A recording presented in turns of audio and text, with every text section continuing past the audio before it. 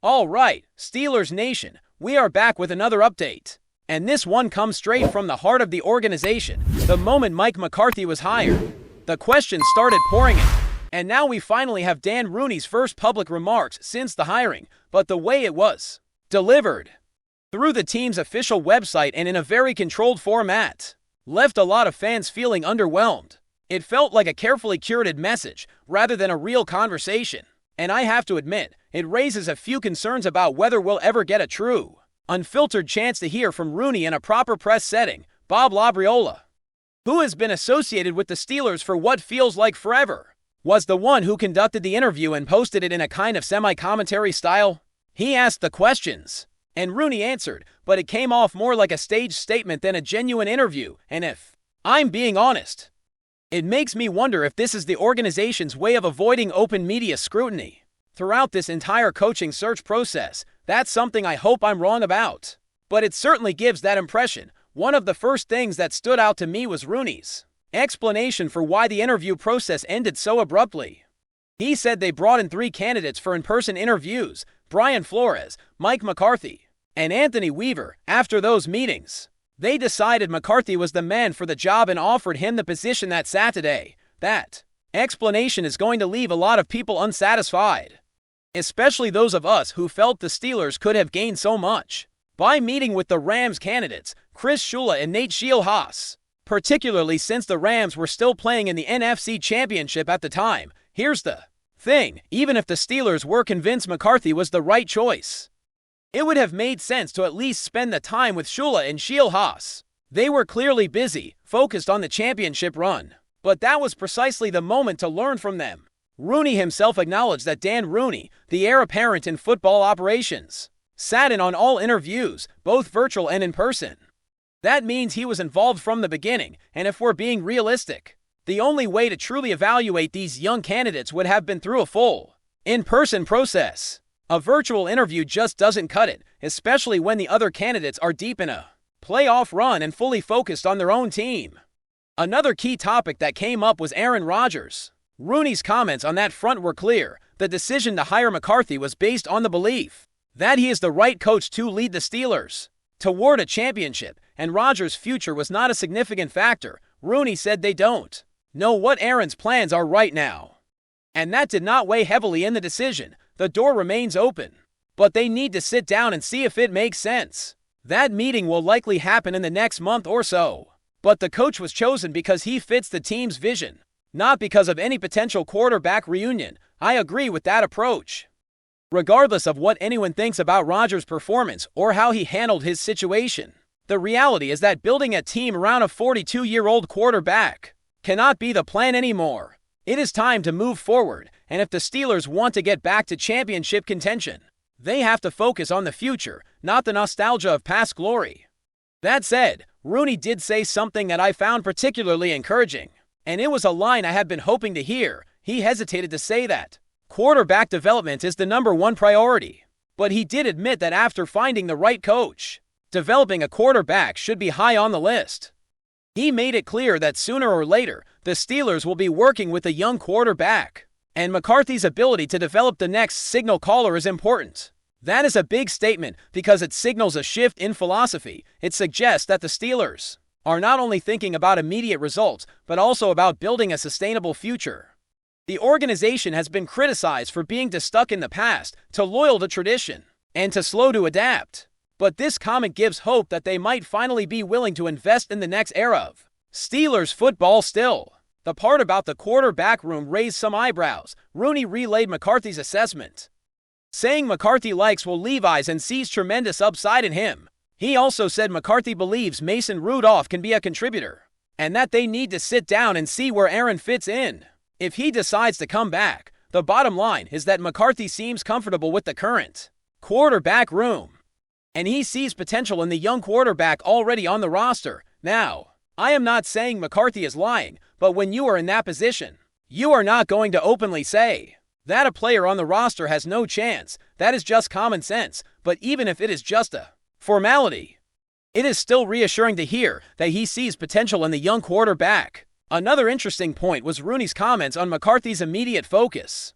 Rooney said McCarthy is in the process of trying to hire a staff, and that it is not easy because some of the people he wants are under contract to other teams. They need permission to talk to them, but the key positions, like offensive coordinator, defensive coordinator, and offensive line coach, were discussed. And Rooney said they were very comfortable with those conversations. That last part is what really caught my attention because it was the first time the offensive line coach was mentioned so directly. And it seemed to come out of nowhere. We all know the offensive line has been a major issue for the Steelers, and Pat Meyer's line had some success toward the end of the season, aside from the playoff game against the Texans where they were overrun. But the way Rooney spoke about it suggests that there will be a new offensive line coach, and that is a big deal. It could signal a major shift in how the team approaches the line, and that is something fans should be paying close attention to. Finally, Rooney addressed the criticism that the hire has been unpopular. He said they are not worried about winning the initial press conference. The focus is on picking the coach they believe will help them win games, and social media does not enter into it. He believes fans will love Coach Mike once the games start, and that is a message that is both confident and dismissive. It shows that the organization is not interested in trying to appease public opinion. They are doing what they think is right, and that is their prerogative. But it also highlights a disconnect between the front office and the fan base, and that is something that cannot be ignored. Now, after hearing Rooney's comments, it's time to talk about what the fans have been saying, because the reaction has been loud, passionate, and honestly, pretty brutal. The internet has been flooded with messages, and the feedback ranges from frustration to outright anger. People are not just disappointed with the choice, they are upset with how the whole process unfolded, and I can't blame them. When you look at the way the Steelers handled this, it feels like a missed opportunity to actually modernize the organization. One message that really stood out came from Matt, who said there is the what and the how with any decision. He doesn't think the Steelers' hiring process showed the level of effort that the decision deserves. In fact, he said it felt cavalier, like they didn't take the time to do the job properly. 3 guys in person and that's it. That is a sentiment many fans share. This is not just a normal coaching hire. This is a pivotal moment in the franchise's history. The Steelers are at a crossroads, and the way you handle that should reflect the weight of the situation, but instead, it felt like a quick decision, rushed and closed off. Then there was Tim, who called it a lazy choice, and questioned whether the Steelers believed none of the Final Four coordinators were worth an interview. He called the decision lazy and mediocre. And he was not alone. The sense among fans is that the Steelers didn't even bother to fully explore the best options. They didn't do the work, and that's a dangerous perception, because it suggests the organization is more interested in preserving its own image than in actually winning football games. Michael's message was even more scathing. He called it a pathetic hire, not necessarily because Mike McCarthy is a bad coach, but because it feels like the team is just running it back. He wanted the Steelers to go in a new direction, to bring in fresh energy, and he felt like the organization had a chance to reset. Instead, he feels like the Steelers went with the safe choice, the familiar choice, the one that looks like a continuation of the past rather than a leap into the future. He even went further, saying he believes Art Rooney is not his dad or his granddad, and he doesn't care about the football side of things, only the money side. He compared it to Pirates 2.0, implying the organization is more interested in business than winning. That's a harsh take, but it speaks to the frustration of fans, who feel like the Steelers have lost their identity. They are tired of the same old patterns, the same old decisions, and the same old excuses. They want a new era, and they don't feel like this hire represents that, and I get it. I really do. I understand the desire for change, the hunger for innovation, the wish to see the Steelers break away from tradition and start building a modern football organization. The team has been stuck in a loop for years.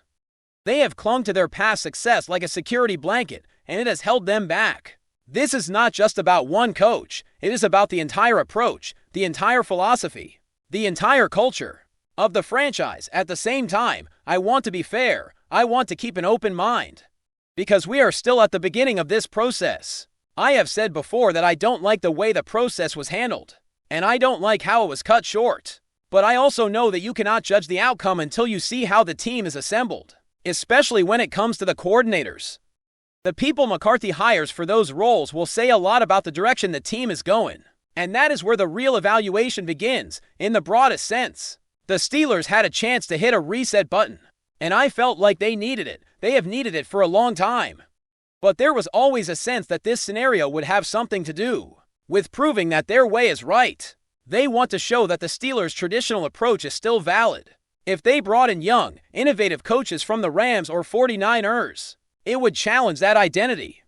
It would imply that the Steelers are willing to learn from others, and that might be uncomfortable for a franchise that has built its reputation on being its own thing. In hindsight, I'm actually surprised that Chris Shula and Nate Scheelhaas got interviews at all. It makes me wonder if the organization was just going through the motions, or if they genuinely considered a new direction. Either way, the fact that the process ended so quickly and that the focus shifted so fast to McCarthy makes it hard to feel confident that a real transformation is coming. But again, I want to emphasize that younger does not always mean better. That is an important point.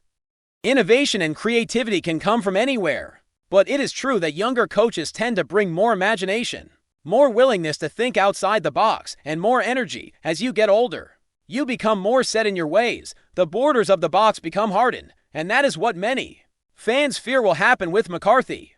Will he just bring in a group of familiar faces, run it back like it is 2012 in Green Bay, Wisconsin, and hope the old formula works again? That is the real question. Because if that is the plan, then we are not moving forward. We are just repeating history, and the NFL has changed.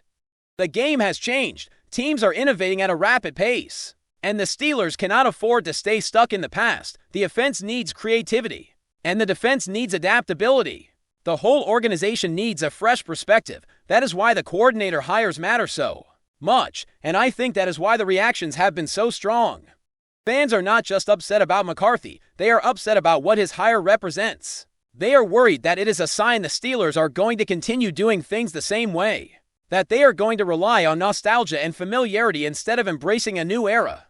They watched the championship games and saw things that looked foreign to them. They saw modern schemes, modern concepts, and modern speed, and they felt like the Steelers are still stuck in the old world. So yeah, I understand the concern. I share some of it. But I also think there is no point in getting preemptively frustrated by decisions that have not yet been made. We have to wait and see how McCarthy builds his staff. We have to see what kind of offensive identity he creates. We have to see how he approaches the quarterback situation. And most importantly, we have to see whether the organization is truly willing to evolve. But before we dive in, don't forget to subscribe to Steelers Nation Central and hit the like button on this video. Your support helps us keep bringing you the latest updates on the Pittsburgh Steelers. And don't forget to share your thoughts on the news in the comments below. What began as a whisper around league circles has quickly evolved into something louder, sharper, and impossible to ignore. This time, it was not a leak, not a misinterpreted quote, and not a convenient invention of the rumor mill. Aaron Charles Rodgers has made a decision, and the ripple effects are already being felt well beyond Pittsburgh. According to people close to the situation, the veteran quarterback has quietly reshaped the internal roadmap that once pointed firmly toward 2026 inside the Steelers organization. The assumption had been stability. Rodgers' presence under center was seen as a bridge, a calculated move designed to align experience with a longer-term transition plan. That plan, however, now appears to be fluid. Sources suggest Rodgers' latest move reflects a deeper desire to control the final chapters of his career, even if it means forcing the franchise to rethink timelines that once seemed set in stone. There is no official statement, and that silence is only fueling speculation. Some believe Rodgers has indicated he will not simply fade into a ceremonial role over the next 2 seasons. Others interpret the shift as a signal that he wants more influence, more clarity, and perhaps a faster resolution to questions about succession. Either way, the message is unmistakable. Waiting until 2026 may no longer be part of his vision. Around the locker room, the reaction is described as a mix of surprise and cautious optimism. Teammates understand that when a quarterback of Rodgers' stature speaks through actions, rather than words, it carries weight. For the front office, the challenge is balancing long-term planning with the reality that elite players rarely follow scripted endings. Whether this decision leads to acceleration, extension, or a complete redirection remains uncertain. What is clear is that this was not a rumor born from imagination. Rodgers has decided now, and in doing so, he has ensured that the Steelers' future will be debated, dissected, and reimagined long before anyone expected. That's it for this update. If you enjoyed the video and want to keep receiving exclusive news about the Pittsburgh Steelers, make sure to subscribe to Steelers Nation Central and give this video a like. We always look forward to hearing your comments and opinions. See you in the next video.